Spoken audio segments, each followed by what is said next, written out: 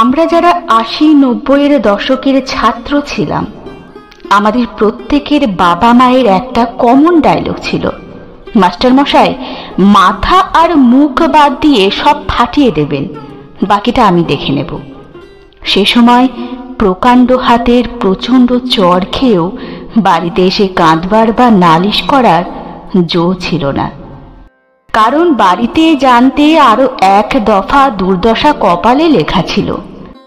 এত বকুনি খেয়েছি, এত মার খেয়েছি, এত শাস্তি পেয়েছি, এত তিরস্কার শুনেছি, তবুও কখনো তাদের বিরুদ্ধে যাওয়ার কথা কল্পনাতেও আসেনি।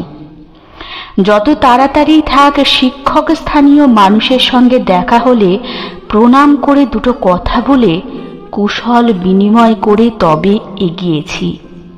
পৃথিবীর বাকি সব ভুল হলেও মাস্টার মশাই দিদিমণি ভুল হতেই পারে না, এ ধারণা পরিবার থেকেই মনে গেঁথে দেওয়া হয়েছিল।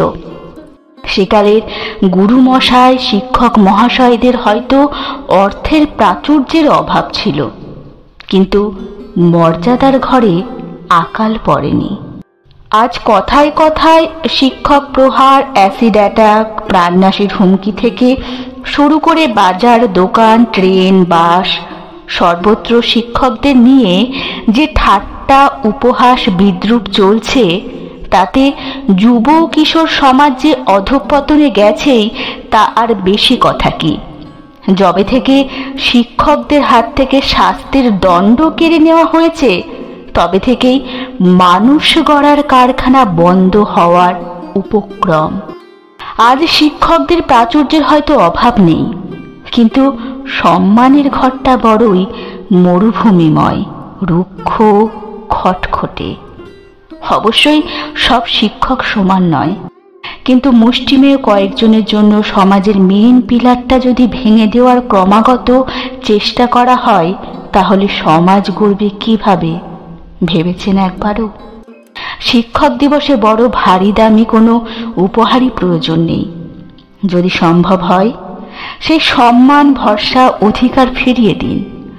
শিক্ষকদের দ্বিতীয় বাবা মা হয়ে উঠতে দিন। শিক্ষক দিবস একদিনের নয়, বরং এক আজীবন উদযাপন। সেটা হলে দেখবেন ছাত্র নয়, প্রকৃত মানুষ তৈরি হচ্ছে। যদি কিছু পরিবর্তন আনতে পারে, তবে এই শিক্ষকরাই পারবে। তাদের ভরসা করুন, ভালো কাজে প্রশংসা করুন, যোগ্যতায় বিশ্বাস করুন। আগে অপমান, অবহেলা, তাচ্ছিল্য দূর হোক, তবে না হয় শুভেচ্ছায় গা ভাসানো যাবে।